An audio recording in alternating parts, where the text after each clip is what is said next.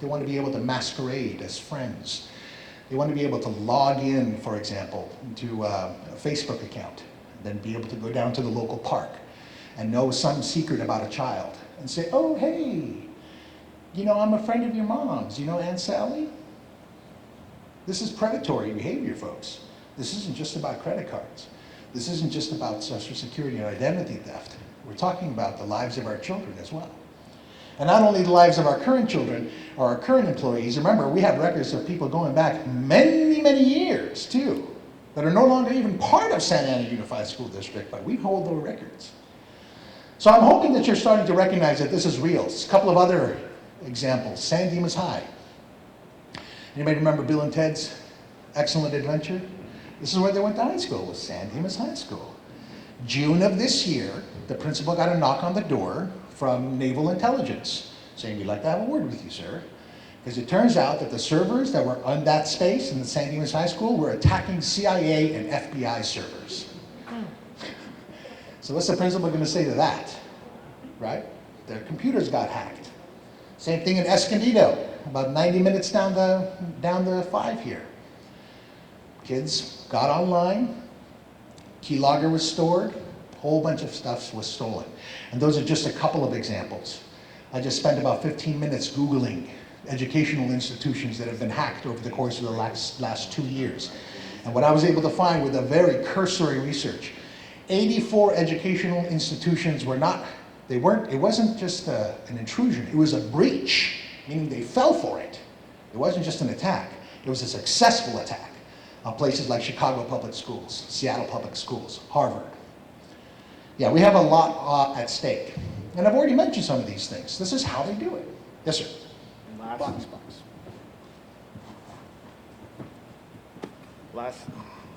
Last year, my old district, the high school students broke into the attendance office, hacked in the computer, changed a whole bunch of different grades, and because teachers didn't have hard copies of the grades, they didn't know how to be able to go back and change them. So these were high school seniors, a lot of them going to four-year schools, and they broke in and did that. This is real stuff, y'all. Thank you, sir. I appreciate that. These are the ways they do it. They do break into spaces. They do steal tablets and computers with sensitive information, but they also take advantage of us indiscriminately using mobile and media and social media. Social engineering, I already mentioned. Phishing, I also mentioned, but there are two other things. One of them is password reuse across sites. Not just weak passwords, which is another one, but password reuse. And I'm willing to bet if I did a survey in this room, a lot of hands would go up who would say, yep, I use one password for a lot of websites. And so what's the problem there? The problem is that I've just got to crack you once. And once I crack you, I got everything. I got Amazon, I got eBay, I got your bank account, I got your Kaiser Permanente account, I got your tax ID information, I got everything. And yes, weak passwords too. As a matter of fact, check this out. Look at how gullible people are. Go ahead, Ray. No, we've been hearing a lot about cybersecurity lately, largely because of what happened to Sony. Companies and individuals are more concerned about the safety and privacy of their information than ever. President Obama has unveiled a number of new proposals this week to crack down on hackers, and he plans to address this in the State of the Union speech on Tuesday. And it's great that the government is working on this, but the truth of the matter is we need to do a better job of protecting ourselves. You know, the most popular password in the United States is password 123. And as long as that's the case, we're vulnerable. So today we sent a camera out on the Hollywood Boulevard to help people by asking them to tell us their password. And this is how that went.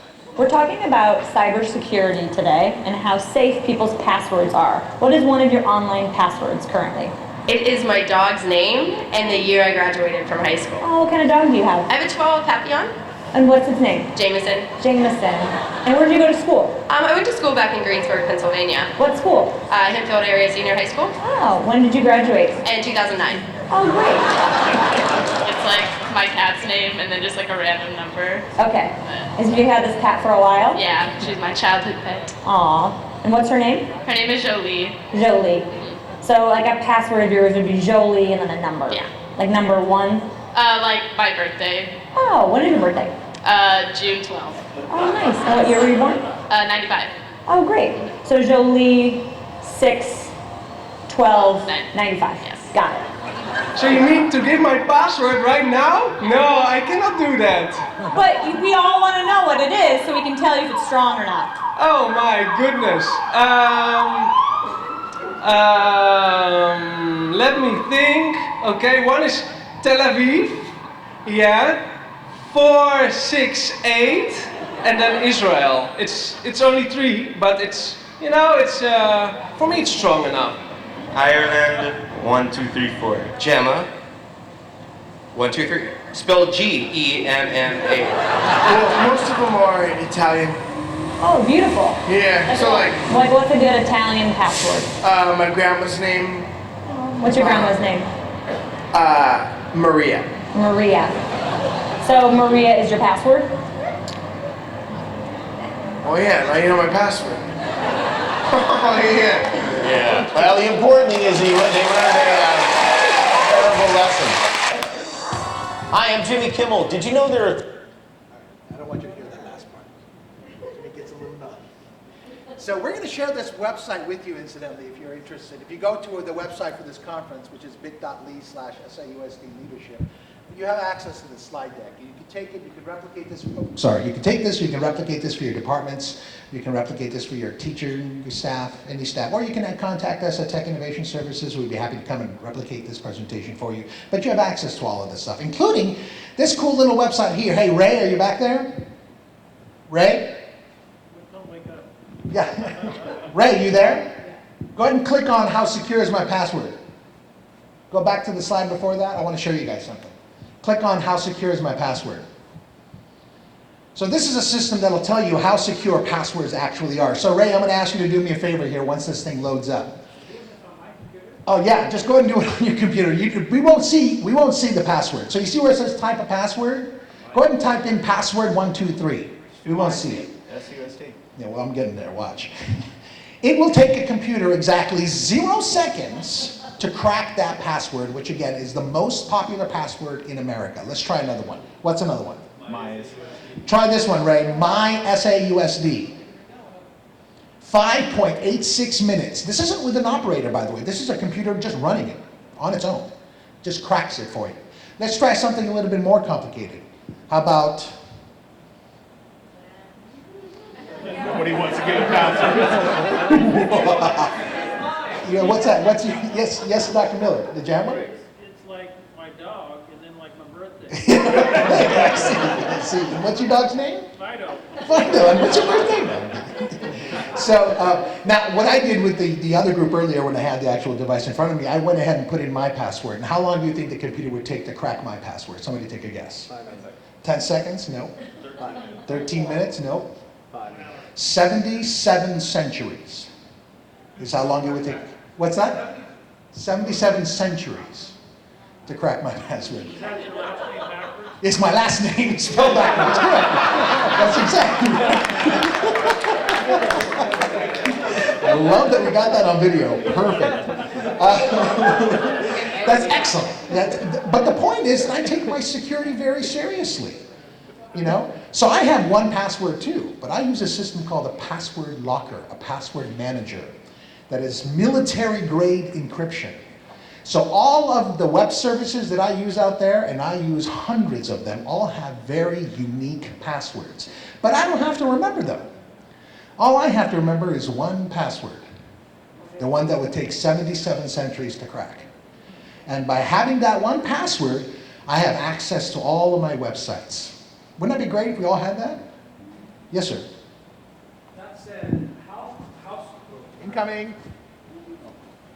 That said, how secure is the password when we have the kids put in their month, day, and year as their password for the SAUSD Learns for all the sites?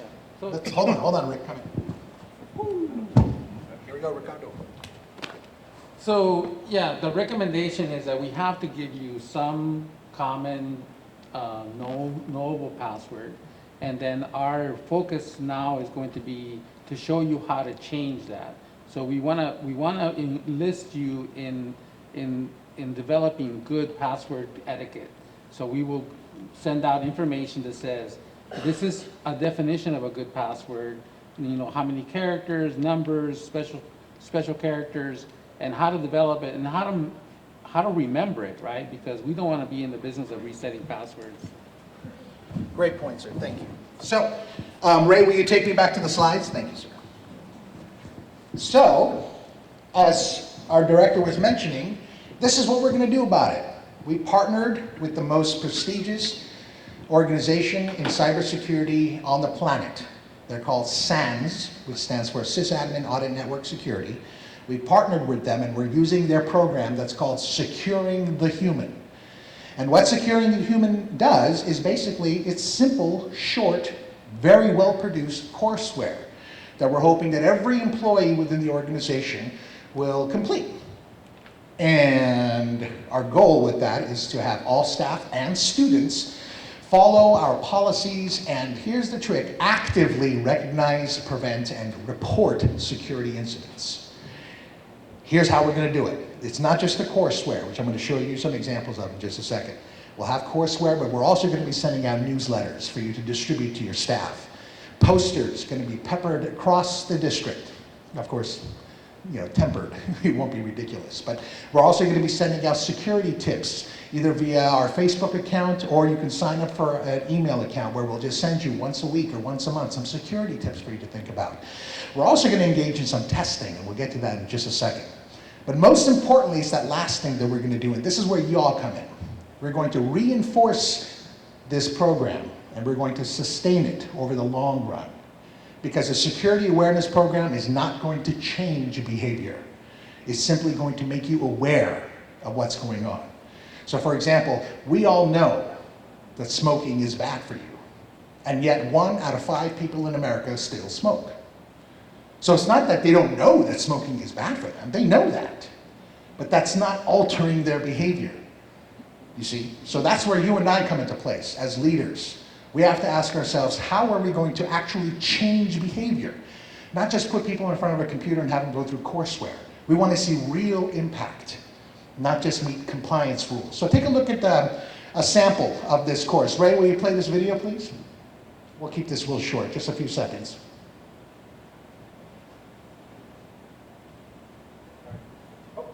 Well, yeah. Yeah. Now that's a password, right? Is it not playing, Ray?